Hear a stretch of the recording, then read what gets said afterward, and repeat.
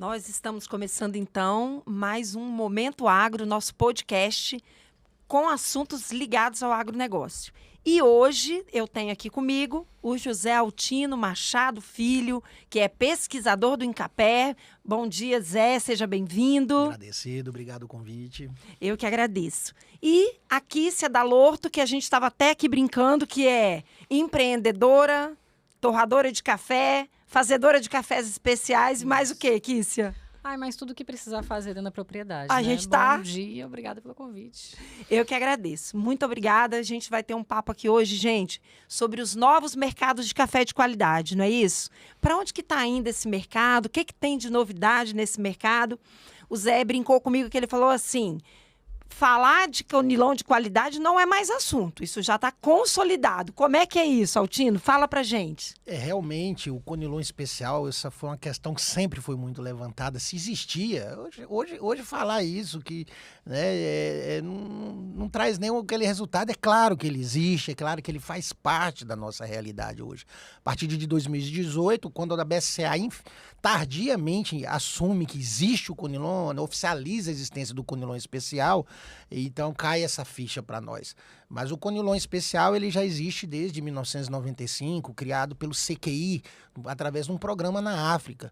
O que precisava nós entendermos é que ele passa a ser real, na verdade, é quando o produtor começa a receber por ele. Essa é a percepção que se torna concreta para o nosso produtor. Entendi. Então, assim, passada essa fase de todo mundo entender isso que você acabou de explicar, em que momento nós estamos com o café conilon de qualidade, Altino? Agora é um momento de virada de chave, é um momento de grande transformação. Eu sinalizo como pontos principais. Primeiro, a norma nova do Ministério da Agricultura, onde as grandes empresas são obrigadas a identificar no pacotinho do supermercado a presença do conilon. Ele deixou de entrar mascarado no blend. E a segunda também mudança, muito importante, foi a queda da produção do arábica. Que aí o conilon passa a ocupar 90% no blend, 100% no blend dos tradicionais. E aí, com essa mudança, o consumidor descobriu uma coisa. Ué, então eu já estou bebendo conilon há muito tempo. E a outra... É isso que eu ia te perguntar, só não te interrompi, mas quando você falou assim, agora tem que ter no selo, não tá mais mascarado. Então ele sempre esteve lá? Sempre esteve lá, só que sem estar revelado, porque inclusive, de forma equivocada, era colocado em muitos cafés 100% arábica e nunca foram. Né? Mas não era obrigado a falar a verdade, não estava na lei, né? Hoje não, hoje é verificado, a BIC verifica, faz essa fiscalização e ela sabe o que tem no café, né? E esse selo tem que ser verdadeiro, hoje essa informação tem que ser verdadeira. E aí, quando o conilon começa a entrar, tinha um medo da indústria, essa participação no blend ter crescido e assumido a totalidade, de que o mercado iria reclamar. E o que aconteceu? O telefone do saque não tocou. Ninguém questionou nada. Não tinha o que questionar também, né? Já era. Questionar. E aí, puxando um pouco a sardinha pro conilon também, que é uma assim, a nossa praia, o nosso dia a dia, você procurar um café arábica barato, gente, é um café muito, muito, muito ruim. Você procurar um conilon barato, ele é um café com um pouco de verde que não faz mal a ninguém. É um café seco no fogo direto, aí o pessoal fala a fumaça, mas nós comemos alimentos defumados. Não é a fumaça que faz mal, não é a fumaça ruim, é um processo ruim que faz mal. Mas o fato dele ser seco no fogo direto, bem feito, não é isso que transforma ele num café ruim. E aí, quando esse café ele entra no mercado e as pessoas começaram a perceber que o café tradicional parou de dar azia, parou de dar gastrite, parou de fazer mal para as pessoas. Era tudo mito, né? E aí o que acontece? Reduz o preço do arábica, o arábica volta a participar maior no blend, e o público começou a reclamar. Opa, mudou o café. O café não tá mais legal. E isso, gente, não foi só no Brasil, não. Isso foi internacionalmente. Então nós temos hoje uma busca grande pelo conilon participar mais na Europa, nos Estados Unidos. Mas qual conilon? E aí eu coloco essa questão, igual aqui você presenciou, tá nessa fé dessa mudança, né? De onde ele viria? Qual é a necessidade que o Espírito Santo teria de transformação? Aí vem a outra mudança de chave que nós trouxemos para o Conilon. Nós temos que começar a beber o próprio café. E aí, há 3 anos atrás, uma parceria com a Kiss, a gente começou uma torrefação, a gente começou essa coisa de colocar o Conilon no pacotinho. E aí eu vou deixar a Kiss falar um pouco desse eu quero que porque ela presenciou e hoje... Eu quero que ela comece a falar para mim do começo, digamos assim. Porque antes de torrar café, você já começou a fazer Conilon de qualidade, é isso? Você conta pra gente como é que é a sua história aí com esse... Né? Como é que é essa trajetória aí? Na verdade, 2018, 2019 foi justamente o primeiro ano que eu comecei a entender e pesquisar e correr atrás de informações sobre como produzir Conilons de especialidade. E isso praticamente não existia. Se você falasse de um Conilon de especialidade naquela época, todo mundo ainda tinha essa coisa de Conilon na bebida e tal. E a gente fala que remou muito tempo sozinho, até e se conectando com as pessoas certas, encontrar as pessoas que já estavam vendo que isso estava mudando, que já estavam presenciando, bebendo cafés, provando cafés e tal. E eu sempre brinco e falo que o nosso terreiro suspenso e os nossos processos de produzir café de especialidade na fazenda sempre tiveram 2 grandes propósitos. Um, consolidar uma marca, que seria uma questão estratégica de negócio. Sim. E consolidar a fazenda como uma referência de qualidade, que é um propósito que a gente tem, está caminhando um pouco todos os dias para esse propósito. E a outra era definir como que a gente ia investir no processamento do grande volume. Todos os produtores que procuram a gente para falar sobre Conilon de especialidade, café pacotinho, de café especial, eu falo assim, vocês têm que entender o seguinte, sempre serão 2 mercados. Existe o mercado de especialidade, que é um produto artesanal. Isso existe nos vinhos, nos queijos, nos chocolates. Esse mercado artesanal, ele sempre vai conferir um nível de qualidade, que é o que vai para os concursos, etc, etc. Isso é um mercado. Um outro mercado é o mercado do commodity, do grande volume. E a gente que é o que a gente está acostumado, não é? A gente tem que lembrar, eu sempre falo que o mercado de café de especialidade ele é um mercado que vai atingir de 2% a 5% da população no mundo todo. 95% da população toma café. E a gente tem que lembrar que o Brasil é um dos maiores produtores de café do mundo e também é um dos maiores mercados consumidores de café do mundo. A gente não pode ignorar que eu acho que o produtor brasileiro e o consumidor de café brasileiro, ele não se dá conta do peso que ele tem na definição do que é um bom café. A gente tem um monte de gente definindo o que é mercado de café, falando para um monte de gente hoje nas redes, né, nas mídias sociais. Sim. Isso está muito acessível. A pessoa fica ali falando o que é o café de qualidade. O que é o café de qualidade? É o café que bebe isso, que bebe aquilo, que bebe não sei o quê, não sei o quê. E eu sempre falo, uma coisa que eu falava com meu pai, e esse é o puxão de orelha, né, Altino, que a gente dá no produtor sempre, que é o seguinte, café não sobra. Me apresenta um produtor de café que falou assim, você não vende café porque ninguém quis. Não existe, né? Pelo contrário, né, Altino? A gente viu aí falta de café no mercado. Então, assim, qual é a preocupação que o produtor tem com o café que entrega? Porque, como o Altino estava falando anteriormente, assim, o produtor de café ele tem que deixar de entender, deixar de achar que ele produz apenas um grão e passar a entender que ele produz um alimento. Então, a gente acha que assim, a virada de chave não é só... Ela está sendo puxada por 2 momentos. Um momento de mercado e um momento de tecnologia. Então, assim, é a coisa do mercado entender que sempre vai existir um mercado de especialidade, sempre vai existir o trabalho artesanal. Um trabalho que quem faz, a gente sempre fala, cafés especiais são feitos por produtores especiais. Tem produtores que se propõem a isso. Se dedicam, né? Que só demais. Fazem isso. E não é somente pelo preço, por isso, por aquilo. É pelo amor que a gente tem pelo café. É diferente. Então, assim, produzir o pacotinho de café especial é um outro processo. Mas a gente tem que passar a entender que o volume de commodity que a gente produz precisa começar a trazer uma qualidade maior, porque a gente está vendendo e produzindo café para 95% da população brasileira que precisa tomar um café que não vai dar azia, que não vai dar gastrite. E começar a entender esses parâmetros, né, do que é esse café de qualidade ou não. Lembrando uma reflexão que eu fiz, assim, recentemente o protocolo internacional da SCA, né, da BSCA, mudou. Agora a gente tem o CVA. Então, eu estou nessa fase de procurar certificação. Então, eu fui fazer esse curso para entender como que essa classificação de café de qualidade, de café especial vai ser tratada de agora em diante. É uma virada para o mundo todo isso, para o mercado internacional. E a gente até brinca, né, Altino, que a gente fala assim, muitos provadores de café não entendem o que é defeito.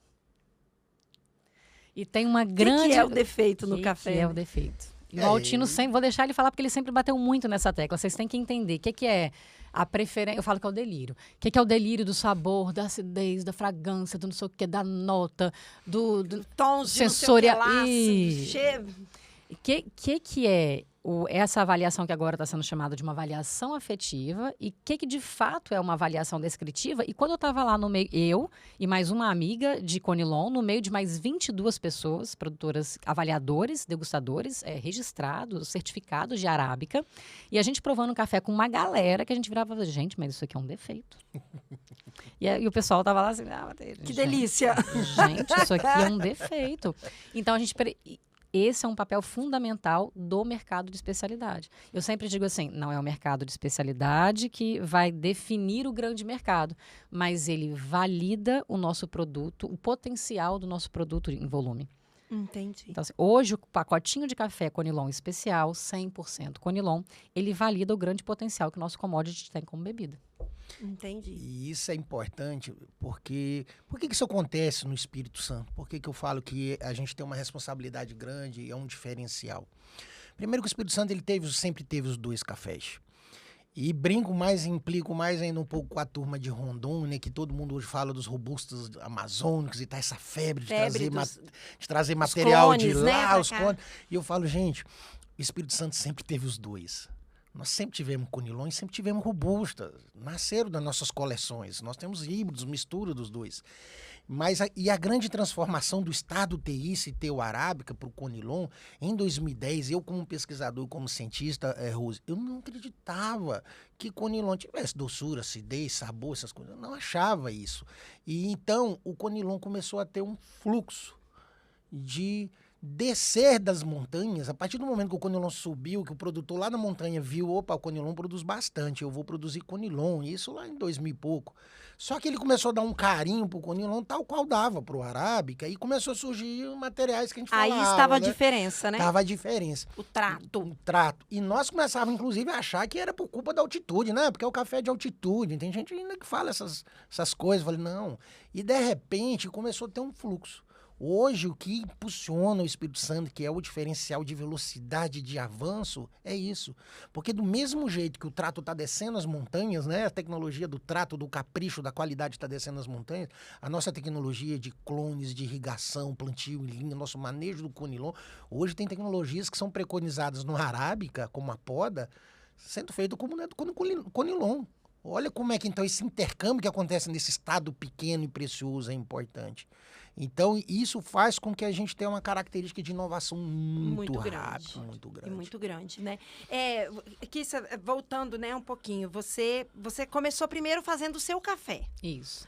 O que levou para esse caminho da torrefação? Foi enxergar essa virada de chave que o Altino falou, que desse mercado, desse boom desse café, do Conilon de qualidade, o que provocou isso, essa iniciativa? Como a gente vinha conversando, eu sou uma daquelas filhas de produtor que foi estudar. E o pai falava assim, você vai estudar porque isso aqui a gente não pode contar com nada. Então, eu sempre brinco que falo assim, durante 10 anos da minha vida, enquanto eu fiquei 11, né? Enquanto eu fiquei fora da propriedade, eu era a pessoa que de café para mim era só cafeteria. Então, café era um negócio... porque a gente, como eu fiz arquitetura, né? Então, era coisa assim, frequentar cafeteria, o terceiro lugar. Então, eu vivi muito isso ali em Vitória, né? Da cafeteria. Café, para mim, era a cafeteria. E a fazenda existia.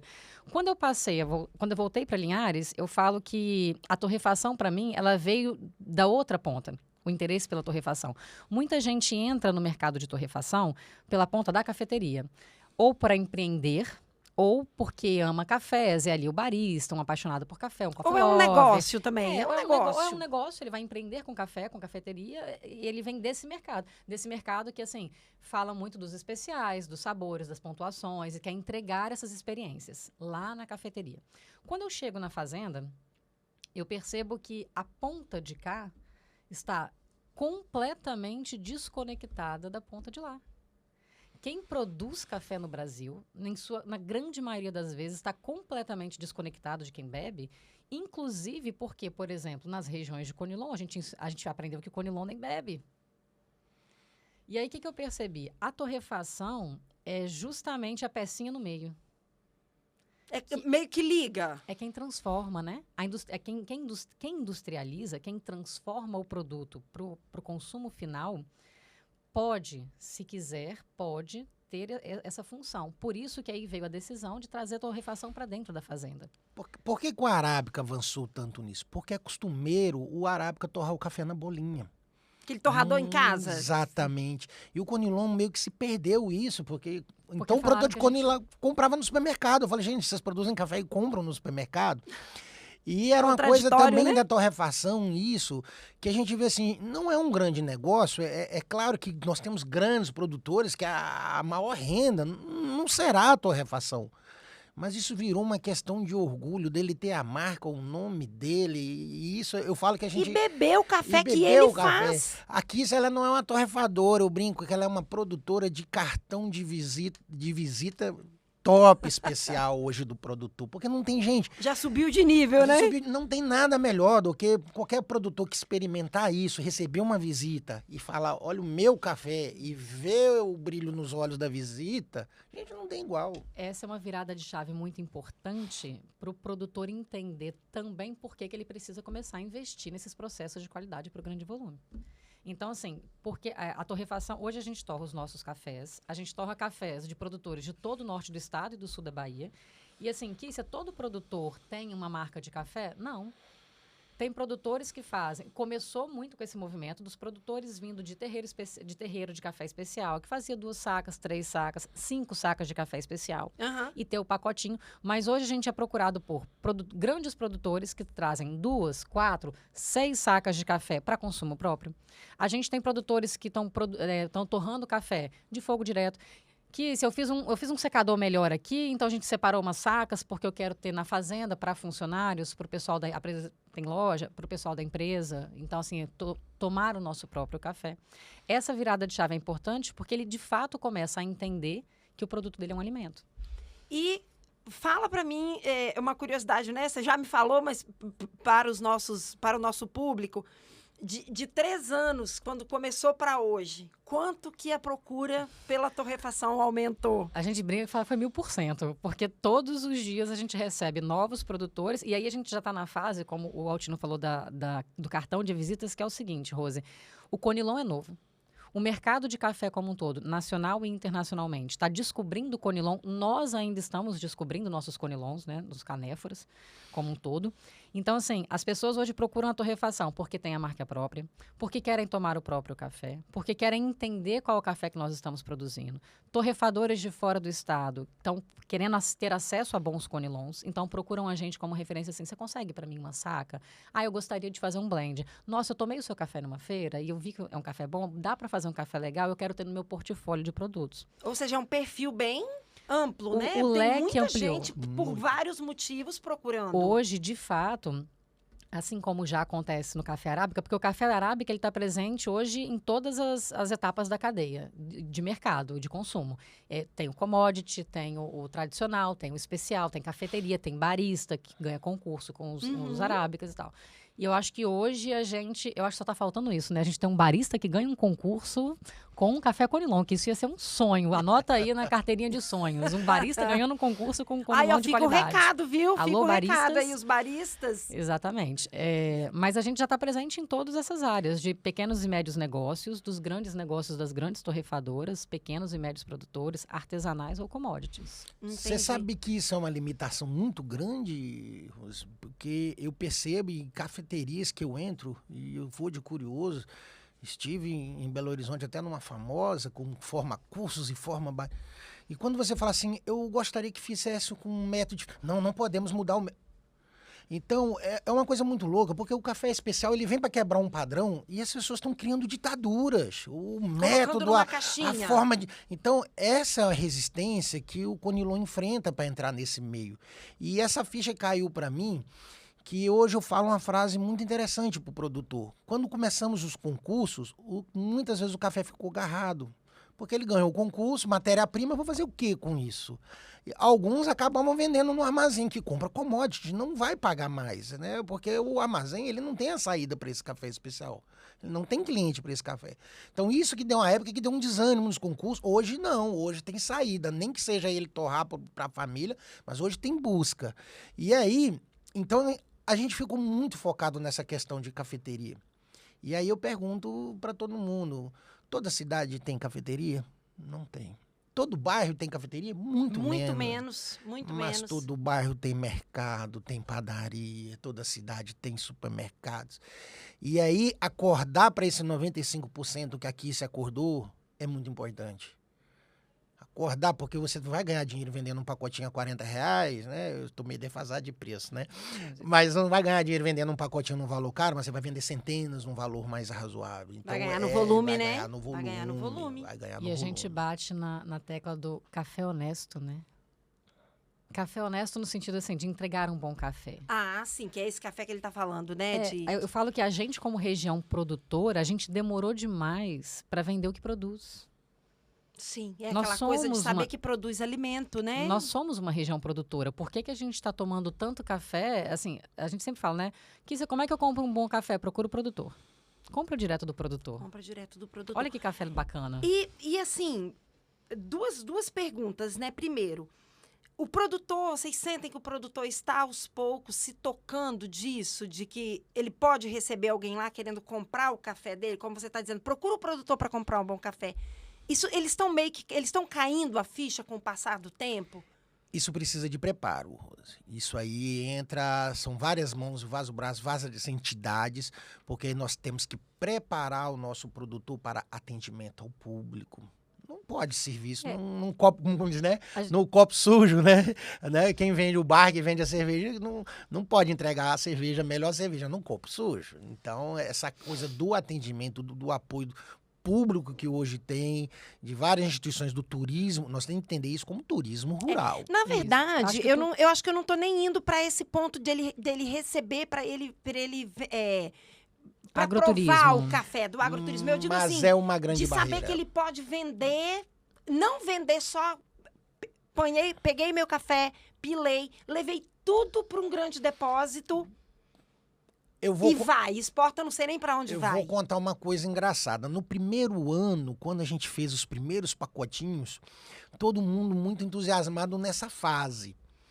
Quando a gente fez a feira, os produtores tímidos, não sabiam assim, como que eu vou cobrar, qual o preço? Como é que eu faço Pix, QR Code, coisa? O que aconteceu? Foi uma coisa até muito engraçada que os produtores sumiram, ficou lá a bancada com os pacotinhos. Quem assumiu a bancada e fez a comercialização e está fazendo a comercialização bombar são as mulheres, são as esposas, são os filhos. Então eu vejo que é necessário preparo, é necessário que isso seja... Uma longa caminhada, É uma caminhada longa, É que mas está acontecendo. A gente tem que entender que, assim, tudo que diz respeito ao café de especialidade em diante, até chegar na experiência de café, de agroturismo, etc., é uma coisa que sempre foi tratada como um mercado de fora da porteira. É novidade. Então, é novidade. Então, assim, pensa que é difícil para muitos produtores fazerem a gestão, entenderem a propriedade como algo que precisa de gestão, de uma gestão. Agora que a gente está vendo os produtores tratarem a propriedade como gestão, como sucessão familiar, etc. Então, quando a gente começa a falar do mercado de especialidade e do produtor de café Conilon, entender, assim como o produtor de café de arábica já entende, que existem diferentes cafés que podem sair dentro da propriedade. Existe o commodity inferior, existe uma bebida padrão média, e ele vai conseguir, talvez, em alguns talhões, ter uma bebida mais fina e etc., porque isso já acontece no arábica. Aí ele vai ter que começar a lembrar que ele precisa investir em um outro processo, que é mercado, comércio, venda. É um outro passo, é uma precificação. outra... Aprendizado. É uma outra curva de aprendizado, e aí quem está saindo à frente para começar esses processos, geralmente são as esposas e os filhos, porque os produtores ainda muito envolvidos com a parte agrícola produtiva. E tudo bem, tá tudo certo. Sim. Né? Eu falo que o mercado de Conilon, eu acho que o mercado de café como um todo hoje no mundo, a gente passa por as coisas estão se reacomodando, sabe? As pessoas, eu acho que depois da pandemia e depois dessa geada que a gente teve no Arábica em 22 e dessa quebra, né, consolidada com essa quebra grande de safra que a gente teve no mundo todo em 2024, a gente vê todo o mercado de café se reacomodando.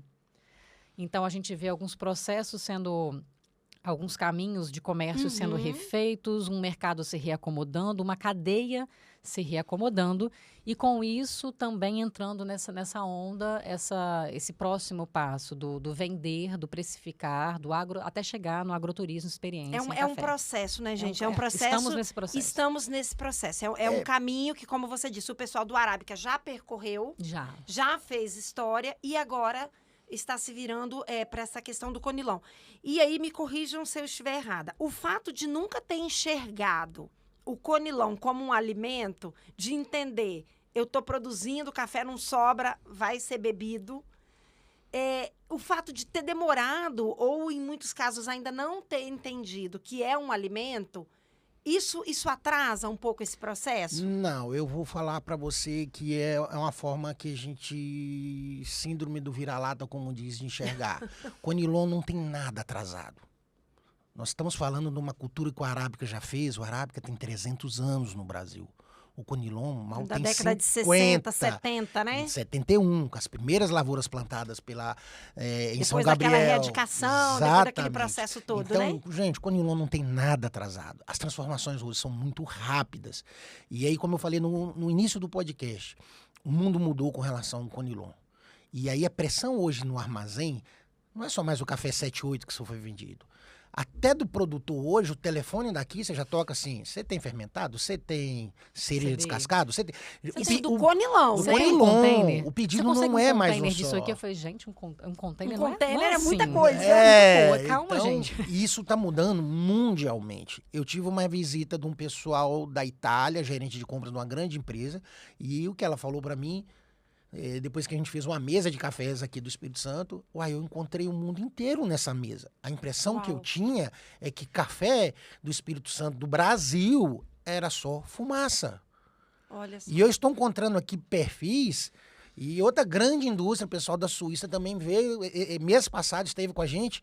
Quais são os novos produtos? Tem um novo produto surgindo, e nós temos que estar muito atento a ele. Vai ser desafiador, que é o produto da colheita mecanizada. Grandes lotes com perfil diferente, pontuação alta, com doçura, com acidez, grão maduro. Nem o nosso mercado de grande produto está apto a absorver Está preparado para absorver. preparado. Descobrindo, né? Está descobrindo. E aí nós temos que fazer o quê? Construção de mercado. Nós precisamos de pessoas qualificadas levando e apresentando esses cafés mundialmente. As missões que nós recebemos no Espírito Santo tem que encontrar com pessoas que têm a fala e que têm qualificado para desenvolvimento de um novo produto. Porque a China vem a cada ano dobrando sua importação.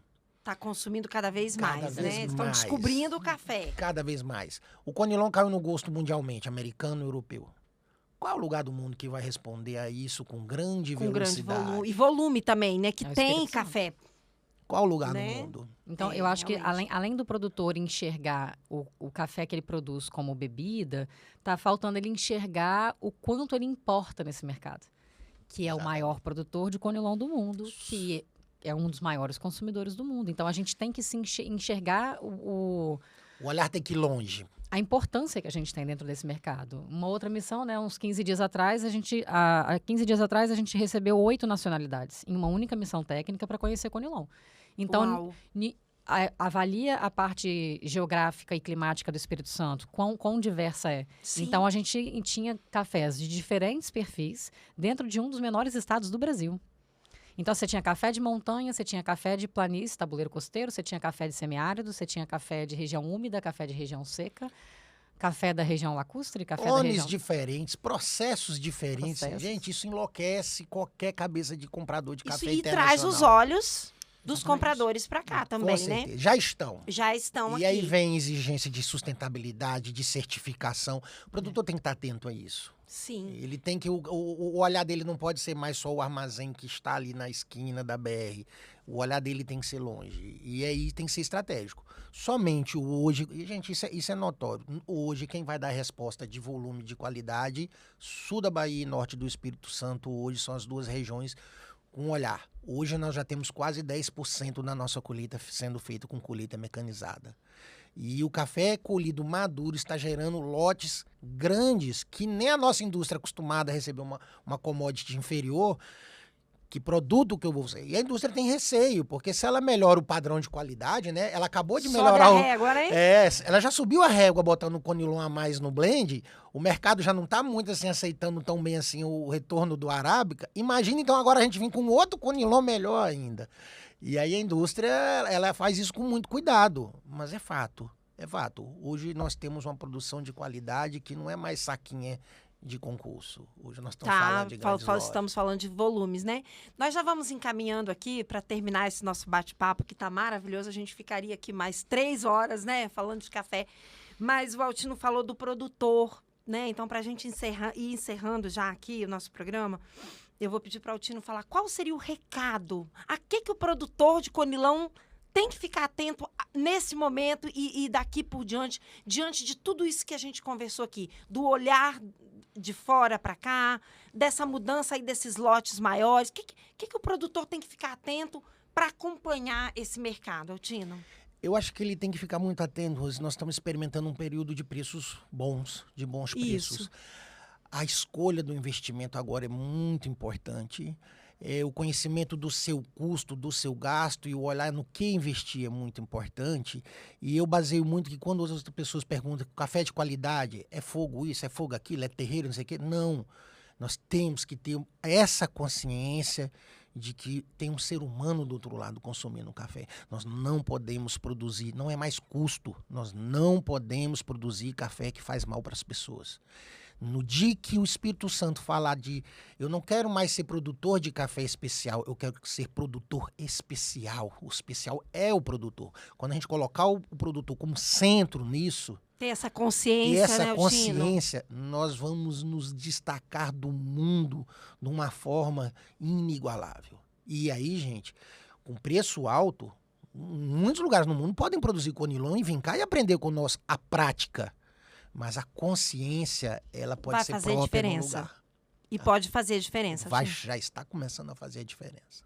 Você sente essa diferença que já está fazendo? Com os produtores, assim, quando eles te procuram? Com certeza. Essa virada de chave de mercado, essa reestruturação de mercado é o que está trazendo cada vez mais produtores para a torrefação, ou que seja para os laboratórios do Incapé, das fazendas, né? Dos Secafés. Procurar conhecimento e informação para entender o que vai ser esse café de qualidade e entrar nesse ramo. E aí, assim, a gente vinha falando, né? Certificação vai ser diferencial, prática sustentável é diferencial, e o Brasil é um dos únicos países que consegue atender uma demanda e volume com qualidade, com mais qualidade, desses cafés que atendam níveis altíssimos de exigências em sustentabilidade. Ambiental, social e econômico, né? Os 3 eixos da sustentabilidade. A gente vê isso, às vezes para a gente é muito comum, porque no Brasil isso está muito consolidado já. Com CAR, com legislação, com CONAMA, com a legislação trabalhista. Isso é muito consolidado para a gente. Mas é importante as pessoas lembrarem que para muitos países do mundo não é assim. E a gente tem essa capacidade de atender esse café em volume, agora, né, atentos aos investimentos em qualidade, para que a gente possa ter esses cafés de referência no mundo todo mesmo. A gente precisa virar a chave do café brasileiro no mundo, que ainda é visto como um café de baixa qualidade. De baixa qualidade. Exatamente. Exatamente. Gente, acabou. Passou muito rápido. Eu quero agradecer imensamente por vocês terem topado vir aqui bater esse papo comigo sobre café, sobre esse novo momento do mercado. Obrigada, Altino. Um prazer te receber aqui. E quero deixar as portas abertas para as próximas oportunidades. Com certeza. Sempre trazendo novidade, é sempre muito bom estar trazendo olhares diferentes, né? A gente pode envelhecer na casca, né? Nas ideias nunca. Nunca, né? Isso aí. Então, quanto mais aprendizado, quanto mais está essa troca para nós. E levar essas informações para os produtores, não é, Altino? Porque eu acho que o objetivo maior aqui, gente, é esse. É informar o produtor. Né, tirar um pouco o produtor, às vezes, até dessa bolha que ele tá, de achar que ele ainda produz só café para colocar ali no armazém da esquina. A gente fala, né? A torrefação está na fazenda, de portas e porteiras abertas. Então, se o problema é nunca querer sair de dentro da porteira, não tem problema. Vai para lá, que a torrefação está dentro da fazenda. Está dentro da porteira, né? Incentivando, apoiando esse movimento sempre, não só dos cafés de especialidade, que também é uma coisa que a gente ama fazer, sim, mas de incentivar os produtores a produzirem com qualidade. Tá certo. Kissa, obrigada. Tá? Sucesso para você nessa trajetória aí, que você está crescendo aí, despontando, né? junto com esse novo mercado, junto com esse movimento. Um trabalho muito bonito. Parabéns. Obrigada. E obrigada por aceitar o nosso convite. Obrigada. O Conilon agradece. Conilon agradece. Isso aí, gente. Muito obrigada. A gente fica por aqui e a semana que vem tem mais Momento Agro, o seu podcast do Agro Capixaba.